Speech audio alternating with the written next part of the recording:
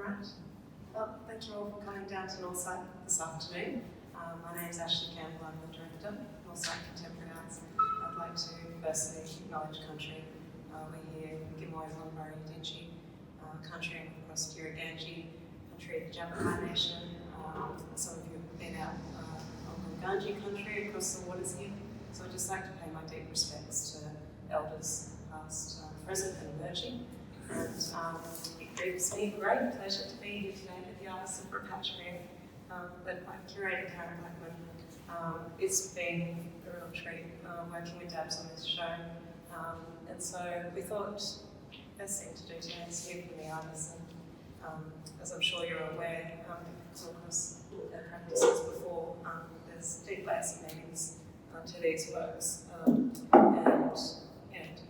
Darren will be able to tell you a little bit more about the journey over the last months. It's great to work together. But Dylan, SARRA, KYRA, Dylan, MOONEY, Darren BLACKMAN, welcome and thank you for giving me time. I'll let you all introduce yourselves, but we'll kick off with Darren BLACKMAN. So, should we just introduce ourselves? Sorry. I'm Darren BLACKMAN, Gurrin Guglu. Gurrin country is from Bundaberg up to Gladstone and back to the Ranges, and Gungaloo is like the northwestern neighbours of them. That's where my grandfather comes from. My grandmother's Gurrin. That's on my father's side, and my mother is Kanak. So her grandparents were taken from Santon Island and brought to Queensland to work on sugar plantations, and that's a different story. It's another rabbit hole, but yeah, I'll do some artwork on that at some stage. Hello, my name is MOONEY. I'm a Yui man, so my family comes from Mackay. I'm also Torres Strait Islander. My family come from Darney Island, and on my father's side, I'm South Sea Islander, so my family come from the Solomons and Vanuatu as well. And happy to be here. You're everyone. I'm MANCKTELOW. On my father's side, I'm from the DION in Nakamura, so I've been here in Northern Island. And my mother's side, I am from Kalamala and South Town Vanuatu. Blackbird and once again from Santon Island, Vanuatu. Yeah, happy to be here. Dylan, SARRA, Tarrabalene, Gurrin country, so Darren and I are actually related. Tarrabalene country is mostly the Bundaberg region that borders onto Kabi and Butcher country to the south. Also very happy to be here.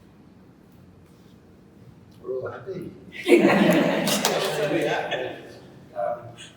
Ben Singleton, the NG man, unfortunately he's so popular, he's selling so much work, he has to keep on working and producing more. And we're very thankful to have his beautiful artifacts. And we wanted to have like a local custodian and to have these objects here. We're very honored for all that, and it just sort of echoes this whole show to have a custodian part of this collected, and also DION BEASLEY, whose works spread across the back wall and come around here. DION is an Arawara man from Lake Nash, Tennant Creek area. That's just across the border, but it stretches the border over to Queensland, like towards Mount Isa, Dangy way. So there's a lot of Lake Nash people that are living around that whole region. He's amazing, Dion. If no one knows him, he's the illustrator of the Cheeky Dog series, the books. He's actually got muscle dystrophy and he's profoundly deaf. So these works are his way of communicating. It's like his memories, and because he's living so far away from home, like he's based in Hardy Bay, and sometimes I'm in Sunshine Coast where I grew up, and we just sort of run into each other. I was privileged enough to start working with him. Not that I work with him, he's so independent, he just does his own thing, and I just, well, let's just hang out and watch what he does, and I do my stuff, and he'll watch what I do, and sometimes jump in. If you take a closer look at his work, you'll see stories and memories repeated. He doesn't just do random dogs like a hunter or a dog. You'll see the same dogs, the same stories. Like we all met at Queensland College of Arts to be able to produce work and let go and sort of express ourselves. He's just got it happening naturally and just does it. So he's such an inspiration, and he just does it with honesty, humour, and it's accurate. He doesn't just do stuff for the sake of it. So yeah, we're so stoked just to have him on board because we're all fans of his work. I suppose a bit about myself. As you can see on my text, I'm a printmaker. So I was asked in 2019 to do a residency and produce work on canvas. And I was like, man, I'm a printmaker. So, but it was fun. I suppose it was what residencies are all about, like going into a studio and pushing the envelope, having play, and this wasn't what I had in mind, but I wanted to produce my thoughts, and I suppose it was therapy for me, because I do a lot of writing. I've been doing a lot of writing since I was younger, just to try and work out things, and so I wanted to put that onto the canvas somehow. And it's very topical, I suppose, at the time. Like when I have these thoughts, I just write them down. So this body of work is about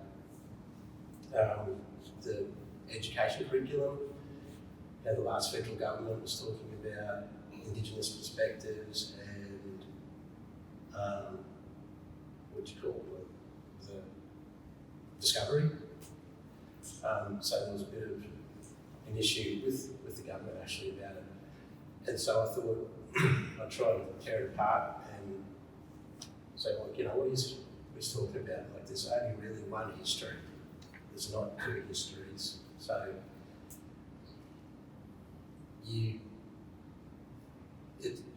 there's a lot of unresolved stuff in it, and that's and when you watch how the last federal government were trying to sort of swing things, like that's just evidence of like, man, you've got to get over yourself. Like let's just all talk about it and learn this history that we all belong to, that we all share, and it's part of reconciliation, it's part of resolving the issues, because we're always looking at other countries. So we should be doing this, or we should be doing that.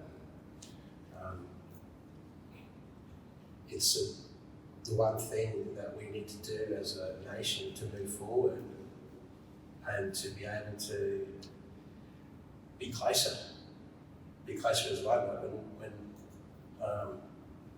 when someone does welcome to country, like Ash did it so beautifully, that isn't just like a routine or something we have to do because it's so PC. Like we've been doing that for thousands of years, and when I'm out on country and bush, I want to be safe. So I introduce myself to country, who I am, and it sort of grounds you. It does ground you. You're really mindful of where you are. You're really thankful of where you are. It brings you close to that country. Hopefully you'll be safer on country. And it's all about harmony. And traditionally, it's about keeping that harmony and being respectful of where you are. Like I spent 20 years in Kimberley, in Cairns, and I love it. I'd like to say I love it like the TAs. But every time they do welcome to country, every time they share stories with me, I'm really honoured and I feel closer because I can see Guyula over the other side of the range there, over the inlet, and every time I see that, I just feel so blessed to be here. And these mountains, Jumbunji, Scorpion, like all these stories, the crocodile out here, Dunbury and Goodula, they're the brothers, they are the first people here, you know, so it's all part of that, and that's all part of this history that we all share, that they're giving us, including, you know, Captain Cook, who came here, apparently discovered it. We can learn everything and feel no guilt, just feel thankful that we're here, like sharing this beautiful country together and be more open about what we're doing. I think that's so beautiful, Debs, and I think the title of this show, Repatriate, you know, about sharing and giving, and obviously museological collections, which a lot of you are drawing upon. You know, there's the giving back of objects that have been taken. So I think, yeah, that's a really nice way to start the conversation. So, who do you want to hear from first? I think it'd be. I think it's recently been done in museum collections. Yeah, so my research started in 2017. Just looking at, I guess when I first started, just looking at like online collections in the museums, you know, and you know, just finding these images at the start, you know, and I was so drawn, I guess, to these images of these shields from where my mom are from, in Mackay, and yeah, I just wanted to like learn more about it. So I guess my first museum visit was the Queensland Museum, where they hold 3 shields. You know, so just sitting in the collection of these shields and you know having that connection and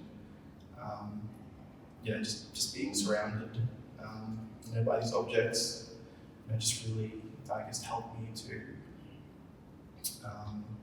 know just be more closer with these objects and you know spending time, you know, because it's just sitting here, sitting on you know these shelves, you know, where not much of you know, my community know about these objects, you know, and then just taking, I guess, again, taking that back to my family as well, and you know, letting them know about these collections and you know how they can access our objects, and you know if they ever want to come and visit, and yeah, so I've just been and then like from the Queensland Museum, I've you know looked at the Melbourne Museum, the museum in South Australia, the museum in Sydney, and also like the British Museum and the Pitt-Rivers Museum as well. Yeah, and I found 14 shields altogether from Mackay, and yeah, just you know, I guess just trying to find you know what these I guess what the designs are about, and you know, talking with my grandfather, you know, and you know what he's learned growing up, and yeah, so and then when I first started experimenting, I did you know experimenting in printmaking.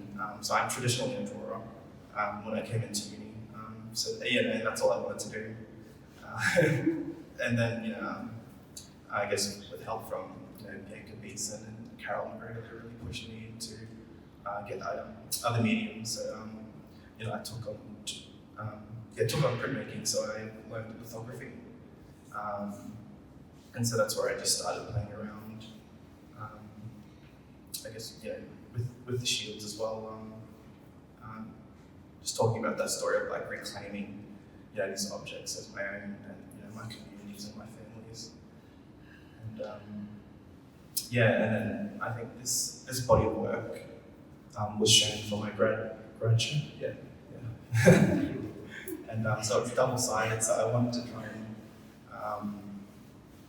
and trying to make them look as if they were actual trees, and showing that, and then on the other side, showing one part of the shield and then the other side of it being cut out, and then putting country within that shape, to show that,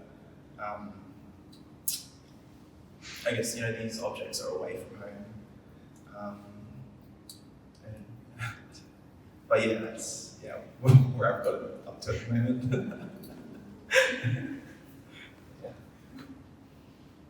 They're such beautiful objects, and I think there's so much heart painted into them, and I can't imagine how powerful it must be sitting with those things and talking to them and drawing stories and bringing people back. I guess it brings them alive, even though they're still within these places far away from home. Yeah, I was recently at the Melbourne Museum 3 weeks ago, and Kimberly Norton is the Indigenous curator there. And when I went into the collection space, she said, you're the actual, first person to come and see these objects from Mackay. And she said like these Mackay objects are the earliest objects to be brought into the collection museum. So and she said like the numbers range are in like the 20,000s now, and we looked at the numbers on the objects, and they were like in the 600s. So you can so she just talked about like how just it's been that long since someone has actually come and seen these objects. They've just been sitting on these shelves. So that was pretty special for me, and I took my mother down as well to show her. It was a pretty, I guess, big moment. Took photos and sent them to my elders back home as well. My grandfather, my aunties, just to see. So just having that. Showing my family as well is pretty, important for me as well, and to let them see, our stories and,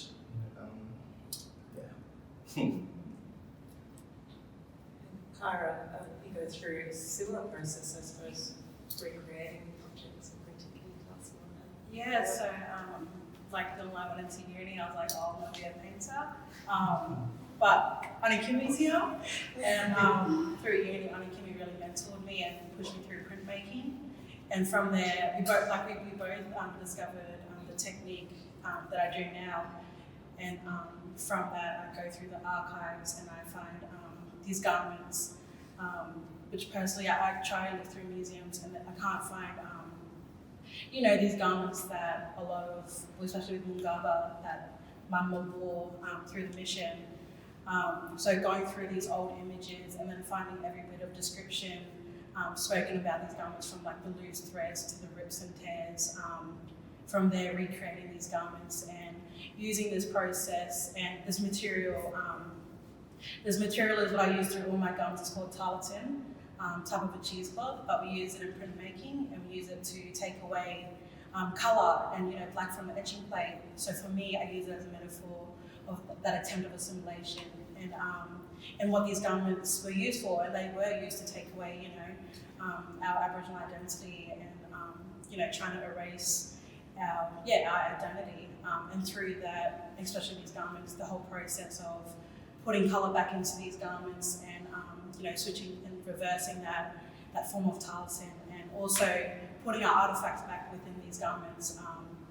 They say it was there to erase our identity, but really you look at all these old images, my boys still wore their artifacts, their adornments.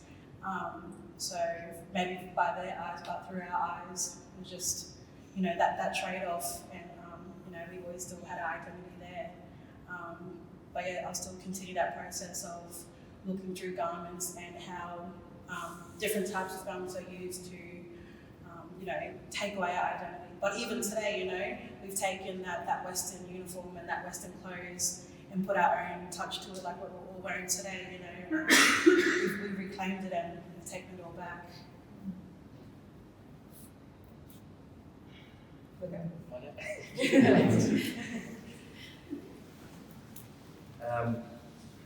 It's a pretty hard act to follow after you two.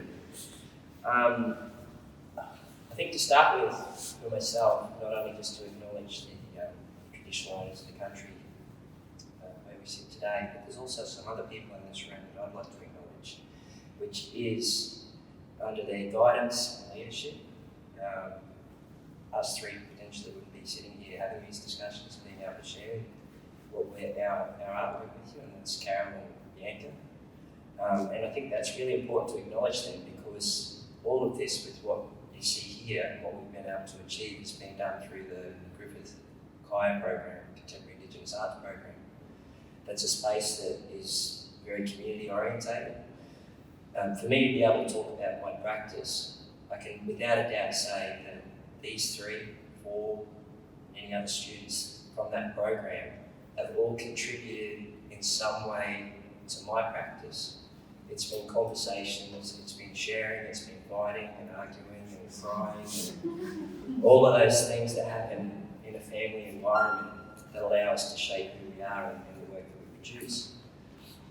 So to give you the 30-second version of my research, because I know there's people in here that have heard this story 1,000 times, but basically my journey and where it started was in the first couple of years that I was actually in the KYRA program, I wasn't too sure where I was going, what I was going to do. But there are a few moments that happened along that journey that really started to shape the work that I'm doing now. And one of those things is the work in the back corner here, which is about the petroglyphs that were removed from my country in Bundaberg, and repatriation conversation, which was alive in around about the early 90s, and then it lay dormant, and for different reasons. But I found through an arts practice and then through other family experiences and conversations that there was this pulling or this need for me to go back and look at that with a sense of curiosity and start to better understand that story, which in turn has allowed me to not only shape my own identity, but to take these new findings that I'm pulling together and sharing that with the community, and just starting these new conversations in a positive light, not with this hurt and this anger. It's more about, okay, what's done is done, what's next? So to do that, there's an understanding that needs to come from that.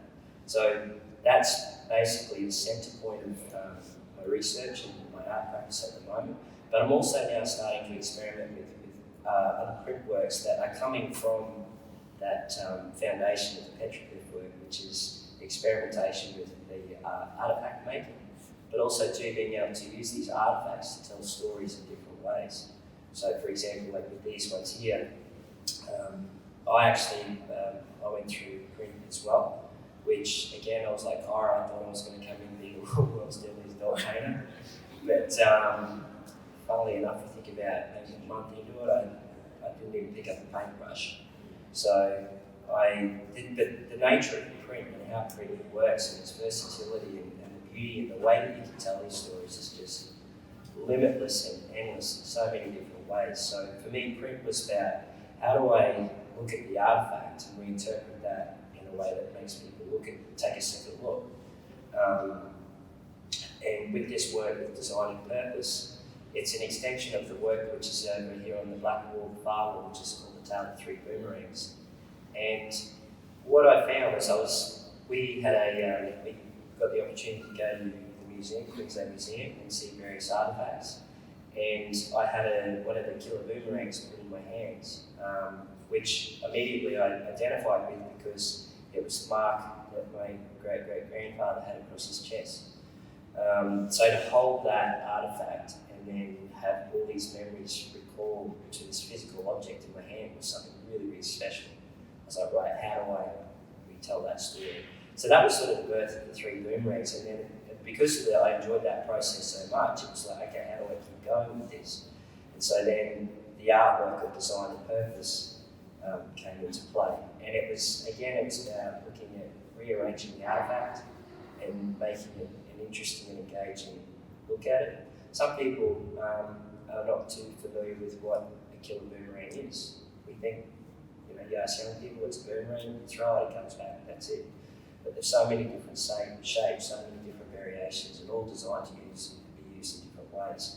So that's pretty much the short version of the work that I'm doing at the moment and where I have to take it. Thank you all so much. You each have such solid practices, all of you. So I think the work that Mackay does. Our students putting on there. It's phenomenal. But I just wanted to hear from Darren about pulling the work together in these particular works and you know, what you really want to say through the exhibition Repatriate and you know. Yeah, pulling is a good word.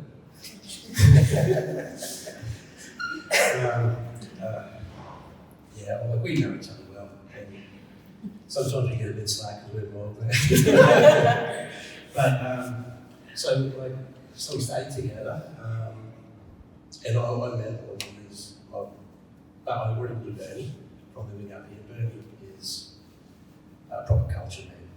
Like, people might see his paintings, see these wonderful objects. He's a dancer. He plays yiggy, like didgeridoo, song band. Like, yeah, he's amazing, and I think it just comes from his father. He's Bernie Singleton Jr. He's Bernie Singleton Senior, so he's really got this strong connection with the country. And Dion I met recently, and like I say, these guys are already familiar. They got signed books, like fans of Dion's, and we're fans of each other, you know, each other's work. So we'd spoken about it. I thought, geez, it'd be good if we could throw something together, because in our own expression, it says the same thing. We're representing our families, our clans, our country.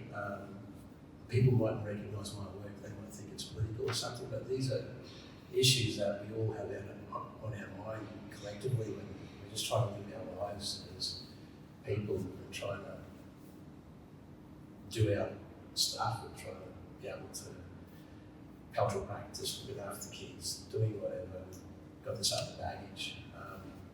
So we applied for an exhibition in Nambour, where I grew up, and it was like one of my things I had to tick off, and I have to thank these guys again, because it is a community space, isn't it? Like, well, it is a beautiful gallery, I don't run it down. It's my home. So it's an old ambulance station, and it's these guys come together with me, and we got this exhibition, and it was great. So I